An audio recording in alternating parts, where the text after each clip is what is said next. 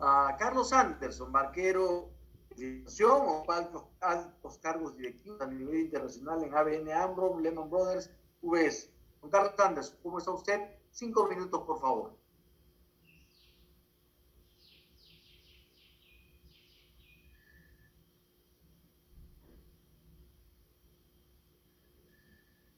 Don Carlos Anderson, ¿nos escucha?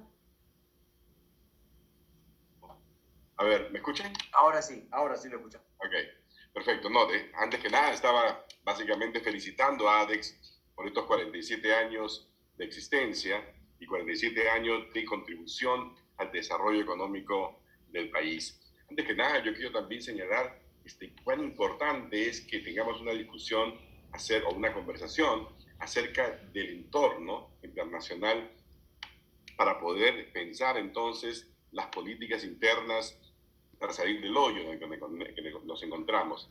Porque uno de los defectos nacionales que tenemos es pensar siempre que vivimos en una especie de isla, ¿no? Y solamente cuando hay golpe de esta naturaleza entendemos que no, que nuestro es un país que está altamente integrado a los cambios en el mundo y que nos afectan. La crisis del COVID-19, por supuesto, que es una crisis mundial, que requiere, al ser mundial, al ser global, requiere una respuesta también global. Y es muy importante tener esto en cuenta, porque incluso si, por ejemplo, hubiéramos hecho todo bien y todo hubiera sido una maravilla y hubiéramos podido limitar hasta un extremo máximo, ¿no? Los contagios, etcétera, la verdad es que mientras exista COVID en otras partes del mundo, ¿no? Va a seguir siendo un riesgo también para un país como el nuestro. Así que este es un problema en el que o salimos todos o no sale ninguno. Ahora, me parece realmente súper interesante entender que en medio de tanto dolor, en medio de tanta crisis, en medio de tanto cambio, ¿no? de orden geopolítico, de orden económico, hay sin embargo oportunidades que hace rato están latentes en el caso del Perú, pero que habíamos como ignorado porque bueno, quizás a veces es mucho más fácil seguir simplemente con la inercia. Me refiero específicamente a las posibilidades que existen, por ejemplo, para las empresas pequeñas y medianas que tengan una cierta naturaleza de inteligencia, de innovación, de lo que en inglés se conocen como smart SMEs, ¿no? Las pymes inteligentes, para poder aprovechar este fenómeno que Paolo identificaba muy bien, se conoce en la literatura como reshoring, ¿no? Que básicamente, por todos los problemas que hemos visto con las cadenas de valor, el hecho de que una empresa sencillamente tenga que paralizar todas sus operaciones porque en Wuhan no pudieron producir tal componente, ¿verdad? Entonces eso hace que efectivamente las empresas estén pensando ahora, bueno, tengo que traer mis empresas de aquí a Estados Unidos o otro país en Alemania, etcétera. Y en el caso nuestro, bueno, al estar sencillamente tan cerca y en el mismo uso horario de los Estados Unidos, creo que es una oportunidad que no debemos desaprovechar.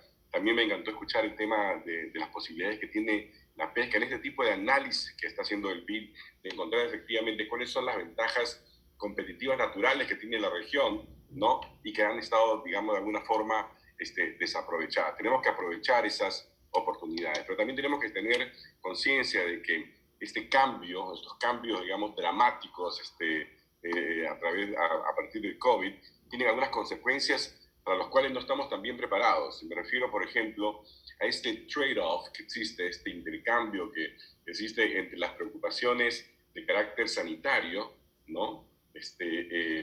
Con los temas medioambientales, ¿ya? Las exportaciones, por ejemplo, evidentemente nosotros vamos a tener que asegurarle al resto del mundo que nuestras exportaciones, que nuestros mangos, que nuestros espárragos y lo que sea, por ejemplo, cumple con todas las calidades sanitarias, ¿no? Porque se van a convertir, si antes era una preocupación, hoy en día se van a convertir en un, decirlo en inglés, un absolute must, ¿no? Una cosa total y absolutamente necesaria. Hemos visto cómo parte, por ejemplo, del rebrote del COVID-19 en algunas economías avanzadas se han dado justamente en lugares como, por ejemplo, plantas cárnicas y cosas por el estilo, ¿no? Entonces, vamos a tener que hacer muchísimo trabajo en materia de asegurar que las exportaciones del país cumplen con todo ese tipo de normas sanitarias para poder entonces competir en un mundo que es más exigente en ese tipo de cosas. Pero además también, aquí hay una reflexión, nosotros deberíamos también como país hacer que esas normas de higiene, de protección, etcétera, que vamos a tener que poner en marcha de manera masiva para poder competir afuera, sean también las normas para el mercado interno. Porque es una de las paradojas que tenemos nosotros, que somos tan cuidadosos, ¿verdad?, en qué le vendemos al mundo, pero no tenemos el mismo cuidado cuando se trata de vender en el mercado interno. Entonces, es esta combinación de oportunidades y riesgos lo que me parece que hay que empezar a tomar en cuenta con una visión efectivamente de futuro. A mí, bueno, los que me conocen un poco saben que el tema del futuro es una obsesión, y no porque yo crea que el futuro se puede predecir o cosas por el estilo. No, el futuro hay que hacerlo, y definitivamente dependen de las decisiones que tomemos ahora para poder tener un futuro ya sea promisorio o un futuro realmente comprometido, lleno de dificultades. Entonces, poner el énfasis donde hay que ponerlo. En el caso de la economía peruana, por ejemplo, tratar de explorar todas las posibilidades que existen en materia de las pymes inteligentes y buscar su enganche con el resto del mundo. Yo tengo un montón de ejemplos, pero sé que este no es el lugar para hacerlo. Muchísimas gracias. Muy bien, vamos a volver a comentar. Yo quería ahora preguntarle a don Farid Cajat, por favor, si es que él pudiera ayudarnos con este tema que trató el embajador Wagner. Es decir, que hubo una desconfianza mundial, un egoísmo internacional, pero a la vez la necesidad de la solidaridad internacional. Don Farid Cajat, nos vamos a mover en esa línea, un rebrote, una mayor necesidad de atención al tema de salud y estas compras masivas, arranchando los países todo lo que podamos.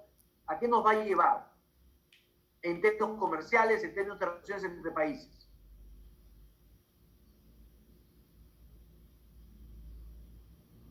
¿Nos escucha, don Farid Cajat? Sí, perdón. La pregunta es si ese tipo de conductas que hemos visto en tiempos recientes van a perdurar o no en el largo plazo. Yo tengo dudas de que ese sea el caso. Lo pondré de la siguiente manera. Veamos el ejemplo específicamente de la Organización Mundial de la Salud. Ahora es difícil recordar que esta no es la primera pandemia que el mundo ha padecido en el siglo XXI. Esta es la tercera. Primero fue la del SARS, otro virus de la familia de los coronavirus, como el SARS-CoV-2, causante del COVID-19, el 2003, también surgida en China. La segunda fue la pandemia del H1N1 de 2009. Y de esas pandemias virtualmente nos habíamos olvidado, porque aunque hay que decir que si bien este virus es más contagioso que aquellos, y en parte por eso tenemos una situación bastante peor, también es cierto que la situación es peor porque, a diferencia de esas dos, digamos, pandemias previas, en esta ocasión los países no aceptaron la labor de coordinación de una respuesta compartida, tanto pública como privada, tanto nacional como internacional, coordinada desde la Organización Mundial de la Salud. La de 2009 fue una estrategia coordinada desde la OMS con base en un protocolo internacional suscrito por los 159 miembros de la OMS en 2005, y por ende es una pandemia respecto a la cual hemos hasta borrado el recuerdo. Acá, al margen de que probablemente la gravedad se deba a que este virus es particularmente contagioso, también se debe el desastre, el desaguisado en el que estamos inmersos, al hecho de que no se cooperó para lidiar con el problema. Acá el tema es sencillísimo. Problemas transnacionales no pueden ser resueltos a nivel nacional. O sea, salvo que un país viva en la autarquía a perpetuidad, como Corea del Norte, se puede, pero digamos el costo es vivir como se vive en Corea del Norte. Entonces, no se puede resolver país por país problemas que trascienden fronteras nacionales, se requiere cooperación. Por ende, creo que tarde o temprano los países se darán cuenta de que la estrategia que han seguido Estados Unidos, la propia China, ha sido contraproducente. ¿Y el Perú? En el caso peruano es difícil entender por qué nos ha ido tan mal. porque seguimos el libro de texto, ¿no? Tomamos medidas de distanciamiento social cuando todavía no se había producido ninguna muerte, si mal no recuerdo, por COVID-19, cerramos vuelos internacionales temprano, tuvimos un paquete de rescate fiscal de 12% del PBI y aún así nos ha ido bastante peor de lo esperado. No es este el momento para entrar a discutir por qué, pero en todo caso parecería que parte del problema son los déficits, digamos, seculares del Estado peruano, la mala calidad de la salud pública en el Perú. Perú invierte relativamente poco como proporción del producto en salud, pero en honor a la verdad también la estrategia ha sido parte del problema, porque países que tienen un Estado tan deficiente como el peruano han tenido mejores resultados que nosotros. Muy bien, don Alan Wagner nos pedía la palabra, lo escuchamos. Gracias, Enrique. Para continuar con tu pregunta y la respuesta de Farid, yo creo que el gran desafío que tenemos a corto plazo es el problema de la vacuna o las vacunas, ¿no? Como sabemos, hay una cantidad importante de laboratorios que están investigando. La mayoría de ellos se encuentran todavía en lo que llaman fase 1, fase 2. Al parecer, uno de ellos, o tal vez dos, habrían ingresado ya a la fase 3, que son pruebas muy grandes con seres humanos, ¿no? Pero aquí el tema es, una vez que haya una vacuna disponible, o más de una tal vez, ¿tendremos acceso a ella? ¿En qué términos? ¿En qué plazos? ¿En qué condiciones?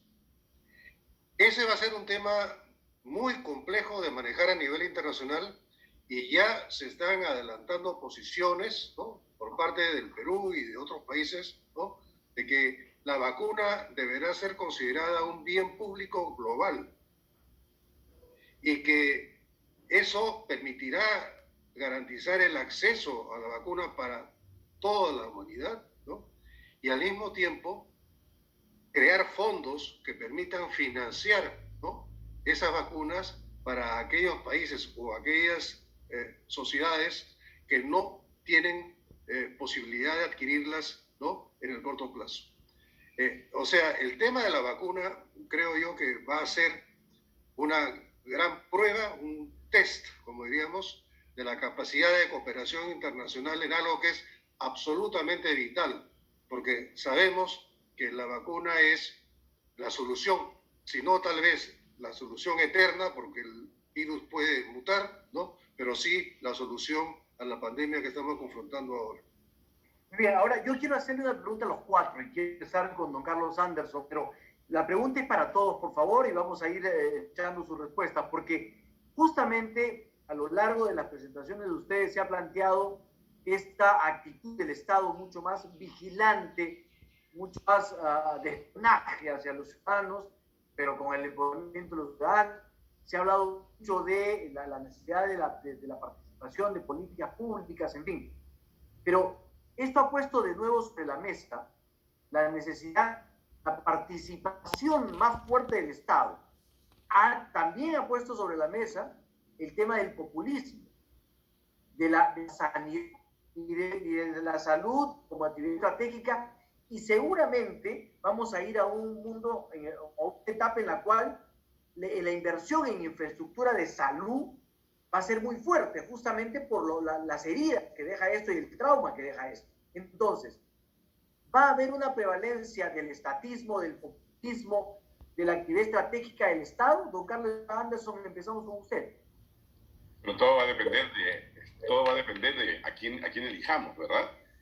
Si elegimos efectivamente a quienes creen en una visión, digamos, estatista, dirigista de la sociedad y de la economía, tendremos eso. Ahora, la pregunta es eso necesario para poder tener, digamos, una respuesta inteligente, buena y salir del hoyo? Yo creo que no. Hay evidencia de países que no han necesitado, digamos, acudir a una cuarentena total como Nueva Zelanda y otros más, Y claro, uno me dirá, pero son diferentes realidades. Es cierto, es diferente realidad. Y yo creo más bien que vamos a necesitar muchísima claridad, muchísima inteligencia, y más bien vamos a necesitar desatar el nudo georgiano que significa la burocracia, ¿no? Nosotros tenemos realmente, o sea, cuando le preguntaban a Fariri, ¿por qué crees tú que la cosa ha sido tan mal aquí en el Perú si hicimos las cosas de acuerdo con el libro de texto? Bueno, porque hicimos las cosas como dice el libro, pero las hicimos súper mal porque el Estado es un pésimo gestor, terrible, pero terrible gestor. Acabamos de escuchar nomás ayer, creo, el tema de en Moquegua, Toquepala, ¿no? El tema del oxígeno que podría haberse le dado a las comunidades y que no se le daba porque al señor Ceballos, al ex premier, sencillamente no quería aprobarlo. O sea, increíble realmente que en el Perú haya sucedido y sucedan ese tipo de cosas, ¿no? Porque tenemos pues burócratas que se creen zares o emperadores y cosas por el estilo, y no se dan cuenta de que los funcionarios públicos son servidores públicos, ¿no? Y tenemos además también un festival pues de normas que sinceramente tenemos que acabar con ella, porque 67 páginas para reabrir, de normas para reabrir un colegio, ¿no? O sea, es una locura, ¿no? Entonces, no, yo creo que más bien la solución viene por el contrario, pero para eso vamos a tener que elegir bien, ¿no? Vamos a tener que elegir con inteligencia. Lo del populismo tiene una explicación, o sea, yo sé que es muy fácil hoy en día, caramba, atacar a los bancos, atacar a las AFPs, atacar a otros más, pero hay que entender una cosa, eso es parte también de la respuesta ciudadana a un hartazgo que venía desde hace muchísimo tiempo. El problema de las AFPs, o sea, del desencuentro entre las ciudadanías y las AFP no es de hoy, es de hace 10, 12 años. El desencuentro con los bancos y las instituciones que cobran 100, 200, 300% de interés tampoco es nuevo, solo que se agudiza en momentos en los que no hay ingreso, hay mucho despedido, etcétera. Pero el problema de una banca oligopólica, el problema de una serie de conflictos de interés en el sistema financiero existe desde siempre, y es uno de los males del capitalismo peruano. Así que más bien yo creo que de alguna forma el COVID-19 que ha mostrado nuestras carencias en muchos temas, bueno, qué bien que haya dicho también, nos haya ayudado a ver que el emperador estaba desnudo en materia, digamos, de progreso institucional económico. Son cosas que tenemos que revertir. Don Pablo Giordano, a nivel global, ¿ve usted un resurgimiento del estatismo? ¿Ve usted una política pública mucho más agresiva en términos de lo que significa el tema de salud, el tema sanitario, mayores controles? ¿Ve usted una mayor presencia del Estado a nivel de todo lo que es supervisión, control, etcétera? Sí, mire, yo creo que si uno mira las tendencias en Estados Unidos, en Europa, en las grandes potencias,